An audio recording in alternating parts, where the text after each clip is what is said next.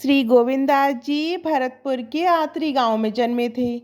बचपन से ही उनका मन भगवान श्रीनाथ जी में लगा रहता था और वे उन्हें अपना सखा मानते थे। भगवत भजन और पद रचना में वे इतने निपुण थे कि सहस्त्रों लोग उनके शिष्य बन गए। उनकी पद रचनाएं जब श्री विट्ठलनाथ गोसाई जी तक पहुंची तो वे गहराई से प्रभावित हुए और उन्हें छिपा हुआ महापुरुष मानने लगे। ठाकुर जी का माला व भोग प्रसाद गोसाई जी ने गोविंद स्वामी जी को भिजवाना शुरू किया। हालांकि वे तब तक कभी नहीं मिले थे।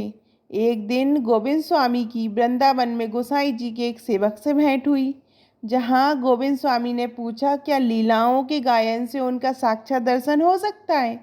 सेवक ने उन्हें गोसाई जी की शरण में जाने का मार्ग बताया।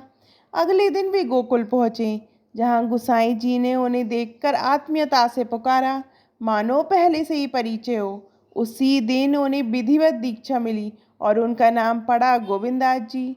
उन्होंने गोकुल महावन को ही अपना निवास बना लिया और गोसाई जी की कृपा से उन्हें श्रीनाथ जी की लीलाओं के साक्षात दर्शन होने लगे। वे नित्य टीले पर जाकर सुंदर पद गाते, जहाँ ठाकुर जी स्वयं प्रकट होकर उनके संग गान करते। एक दिन श्री गोविंददास जी ठाकुर श्रीनाथ जी के साथ गुल्ली डंडा खेल रहे थे। गुरु कृपा से उन्हें लीला दर्शन का अधिकार मिला था। अब वह अधिकार इतना बड़ा था कि ठाकुर जी उनके साथ बाल सखा बनकर क्रीड़ा करने लगे। दोनों के बीच सच्चे सख्य भाव का संबंध था। खेल चल रहा था, कभी ठाकुर जी दांव लगाते, कभी गोविंददास जी। खेल में एक मोड़ आया। जब गोविंददास जी का दांव आया तो ठाकुर जी चुपके से मंदिर में भागकर जाकर विराजमान हो गए। ये देखकर गोविंद सखा क्रोधित हो गए, बिना दांव दिए भाग गए।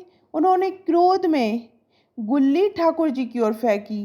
ठाकुर जी तो मूर्त रूप में विराजमान थे, पर पुजारी ने समय रहते गुल्ली रोक ली। पुजारी को ये लीला समझ में नहीं आई। उन्होंने इसे ठाकुर जी का अपमान समझा और गोविंददास को मंदिर से बाहर धक्का देकर निकाल दिया। गोविंददास तालाब के किनारे बैठ गए, बहुत नाराज होकर बोले, अब जब बाहर आओगे ठाकुर तो हिसाब चुकाना पड़ेगा। बिना दांव चुकाए मंदिर में घुस गए, तुम्हें भागने नहीं देंगे। उधर ठाकुर जी व्याकुल हो उठे। भोग का समय आया पर ठाकुर जी ने थाल की ओर देखा तक नहीं। विट्ठलनाथ गोसाई जी ने पूछा, प्रभु भोग क्यों नहीं पा रहे। ठाकुर जी ने बोला, मेरा सखा गोविंद नाराज है। मैं उसका दांव चुकाए बिना मंदिर आ गया और पुजारी ने उसे निकाल दिया। अब वह मंदिर के बाहर बैठा है, जब मैं निकलूंगा तो वो मुझे पीटेगा। मैं उसे बिना मनाए भोग नहीं पा सकता, आप उसे मना दीजिए। गोसाई जी बोले, तो त्याग दो उसे। ठाकुर जी बोले, नहीं, मैं तो उसी के साथ खेलूंगा, आप बस उसे मना दो। ये बात सुनकर गोसाई जी आनंदित हो उठे।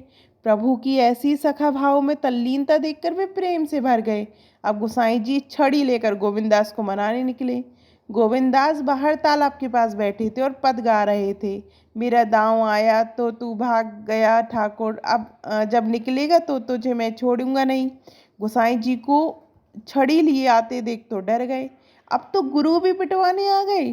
पर जब गोसाई जी ने प्रेम से पुकारा, बेटा गोविंद, मारने नहीं आया हूँ, बस ठाकुर जी तुम्हें मना रहे हैं, तो उनका गुस्सा पिघलने लगा।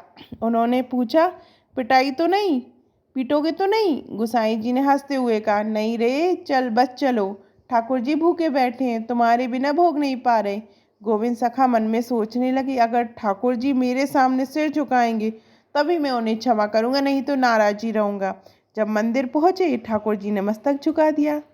सखा भाव से ओत प्रोत गोविंद सखा मुस्कुराए, बोले, अब तुम्हें नहीं पीटेंगे। ठाकुर जी ने प्रसाद पाया, गोविंद सखा को संतोष मिला और लीला प्रेम के सबसे सुंदर रूप में पूर्ण हुई। गोसाई जी और ठाकुर जी के सभी सेवक सेवा में अत्यंत शुद्धता का पालन करते थे, यहाँ तक कि आसपास भी कोई अपवित्रता ना रह जाए इसका विशेष ध्यान रखते थे। लेकिन ठाकुर जी का प्रेम और सखाभाव इन लौकिक मर्यादाओं से भी ऊपर था। एक दिन गोविंद सखा सोच के लिए बाहर बैठे हुए थे। उसी समय ठाकुर श्रीनाथ जी के पास के पेड़ से अकोड़ा के फूल तोड़ लाए। ये फूल छोटे छोटे होते हैं और उनमें रुई जैसी कोमलता होती है।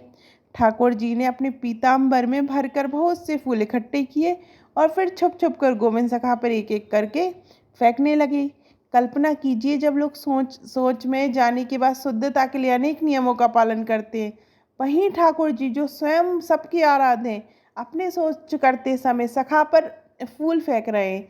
ये पवित्रता नहीं, प्रेम प्रधान है। गोविंद सखा भी इस लीला को समझ गए। उन्होंने एक हाथ से धोती संभाली और दूसरे हाथ से ठाकुर जी को उन्हीं के फेंके हुए फूल मारने लगे। दोनों ओर से ये सख्य लीला रच रही थी, प्रेम, हंसी और आनंद से भरी। उधर गोविंद सखा की माता प्रतीक्षा कर रही थी, बेटा अब तक लौट कर क्यों नहीं आया। वह देखती है कि अब तो बहुत देर हो गई है, तो चिंता में वहाँ पहुँच जाती है। उन्हें आता देख ठाकुर जी भी हड़बड़ा उठे। अब और उपद्रव नहीं करना चाहिए। वे दौड़कर गोविंद सखा की पीठ की ओंठ में छिप गए। गोविंद सखा मुस्कुराए। ठाकुर जी उनका ही सहारा लेकर बचने की कोशिश कर रहे हैं। ये देखकर उनका हृदय प्रेम से भर गया। जब माता पास पहुंची तो झड़कते हुए बोली, अरे उपद्रव भी इतनी देर क्यों लगाई। गोविंद सखा चुपचाप खड़े रहे, कुछ नहीं बोले, बस आंखों से माँ को इशारा किया, तू चल मैं आता हूँ, अभी पवित्रता बाकी है। ऐसे हैं ब्रज के ठाकुर। जहाँ दुनिया शुद्धता और नियमों की बात करती है, वहाँ ठाकुर जी केवल प्रेम देखते हैं। जब वे अपने सखा के संग होते हैं तो भगवान नहीं, एक बाल सखा बन जाते हैं। लेकिन ध्यान रहे, ये सभी बात महापुरुषों के लिए है।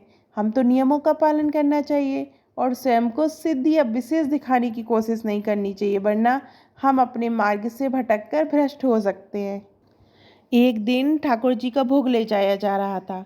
तभी गोविंद सखा जी सामने आकर खड़े हो गए और बोले, ये भोग का थाल मुझे दो, हम पहले पाएंगे। सेवकों ने हैरानी से कहा, तुम्हारी बुद्धि क्या भ्रष्ट हो गई है। ठाकुर जी का भोग तुम्हें पहले कैसे दे सकते हैं।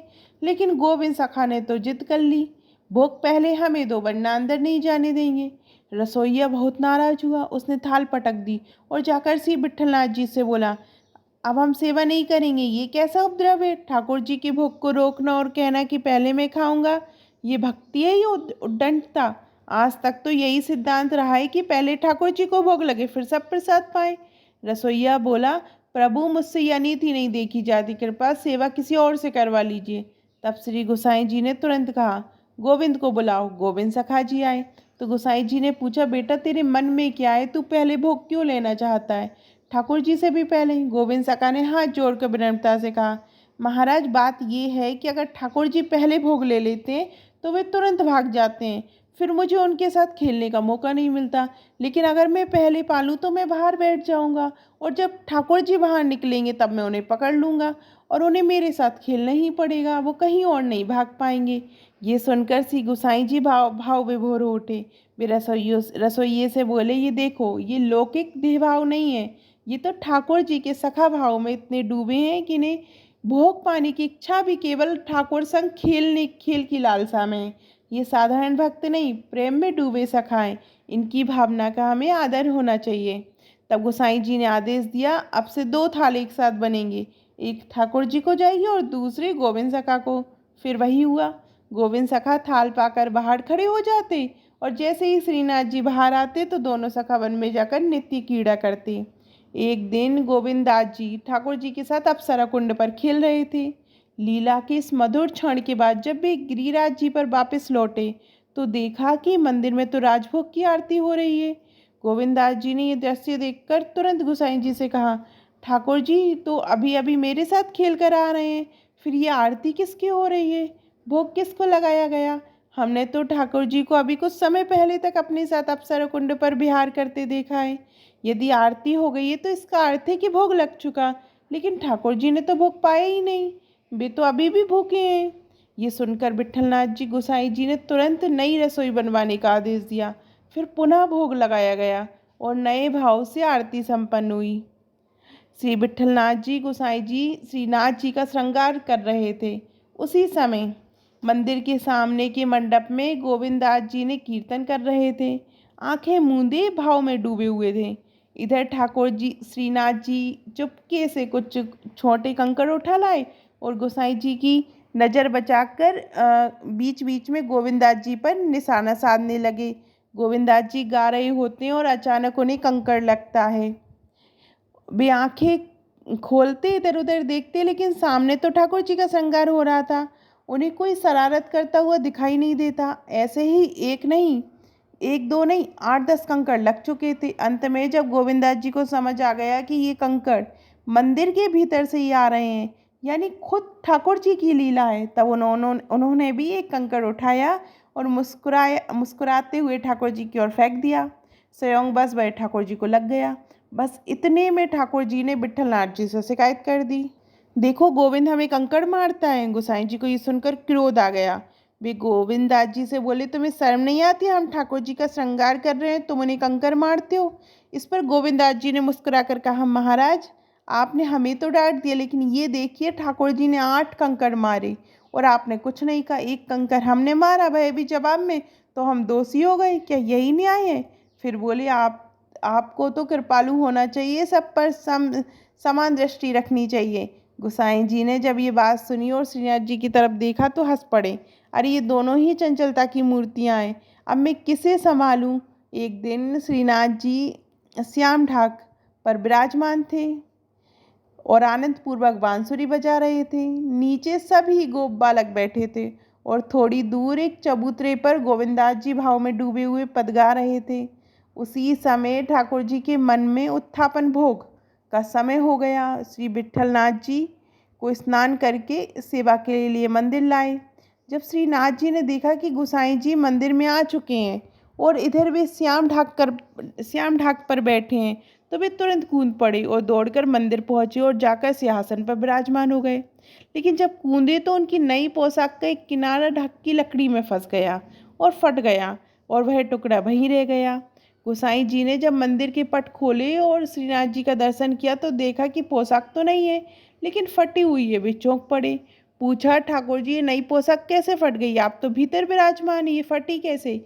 श्रीनाथ जी डर के मारे चुप हो गए, बस नजरें चुराने लगे और सिर झुका लिए, कुछ उत्तर नहीं दिया। गोसाई जी ने सेवकों से पूछा, कोई भीतर आया था क्या? सेवकों ने कहा, नहीं महाराज, कोई नहीं आया, आप ही पहले पधारे हैं। अब श्रीनाथ जी चुप। सेवकों ने भी इनकार कर दिया तो गोसाई जी ने कुछ नहीं कहा। ठाकुर जी को भोग लगाया, फिर बैठक में जाकर गहरी सोच में बैठ गए। थोड़ी देर में गोविंदास जी आए और देखा कि गोसाई जी शांत और चिंतित हैं। बोले, महाराज आप उदास क्यों बैठे हैं?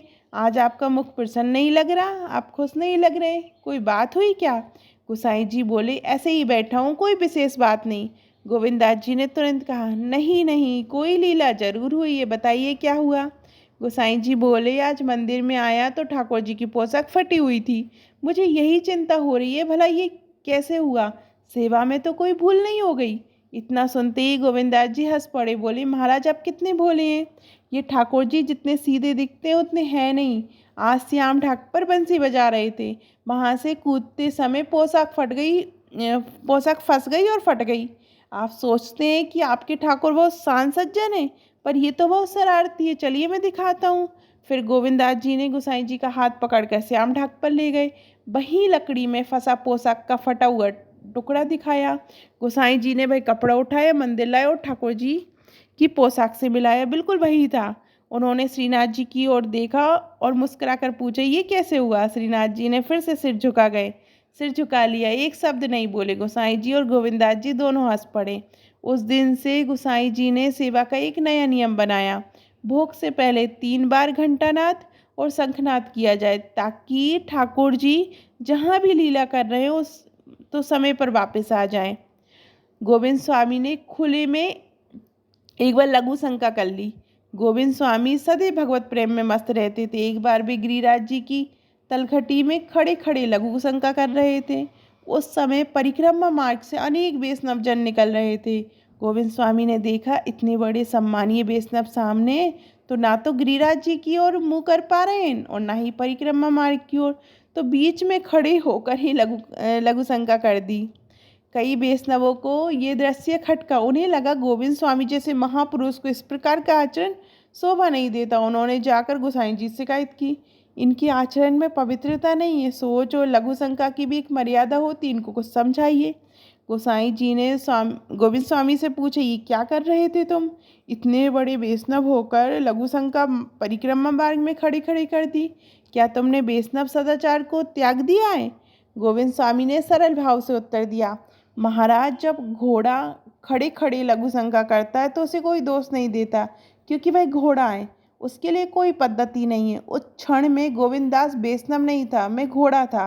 गोसाई जी चौंके, ये क्या कह रहे हो? गोविंद स्वामी ने मुस्कुराते हुए कहा, महाराज उस समय मेरे कंधे पर स्वयं श्रीनाथ जी विराजमान थे। मैंने उनसे कहा कि मुझे लघु शंका करनी है, तो उन्होंने उत्तर दिया, जैसा घोड़ा करता है वैसे ही करो। तो मैं वही कर रहा था। उस समय मैं भक्त नहीं, उनका घोड़ा था। ये सुनकर समस्त वैष्णवों की आंखें खुल गई और उन्हें समझ आ गया कि गोविंद स्वामी जैसे महापुरुष किसी सामान्य नियम के दायरे में नहीं बांधे जा सकते, लेकिन ये सब केवल सिद्ध महापुरुषों के लिए। हम जैसे साधकों को नियमों और मर्यादा का पालन अवश्य करना चाहिए। अगर हम बिना योग्यता के सिद्धों जैसा आचरण करने लगे तो हमारी बुद्धि भ्रष्ट हो जाएगी। हमारे शास्त्रों के अनुसार जो चित है वही करें और किसी महापुरुष के व्यवहार की नकल ना करें। गोविंद स्वामी जैसे सिद्ध संत विधि निषेध से परे हैं, उनके साथ स्वयं ठाकुर जी खेलते हैं। इस प्रकार श्री गोविंददास जी का जीवन अद्भुत और अलौकिक लीलाओं से भरा हुआ है। वे नित्य नवीन पदों की रचना करते थे और श्रीनाथ जी की कीर्तन सेवा में लीन रहते थे। उनके द्वारा रचित पद अत्यंत सुंदर और हृदय को छूने वाले हैं। जब श्री विट्ठलनाथ गोसाई जी ने इस श्लोक में अंतर्ध्यान लीला की, उसी क्षण श्री गोविंद स्वामी जी गिरिराज गोवर्धन की कंदरा में प्रविष्ट हो गए। गोविंद स्वामी ने एक क्षण भी विलंब नहीं किया। वे उसी क्षण गिरिराज जी की गोद में समा गए और सदा सदा के लिए श्रीनाथ जी की सेवा में लीन हो गए। आपको श्रीनाथ जी की और गोविंददास जी की ये कथा कैसी लगी कमेंट में ज़रूर बताइएगा। और अभी तक आपने हमारे चैनल धार्मिक चमत्कार को सब्सक्राइब नहीं किया तो सब्सक्राइब करिएगा। धन्यवाद।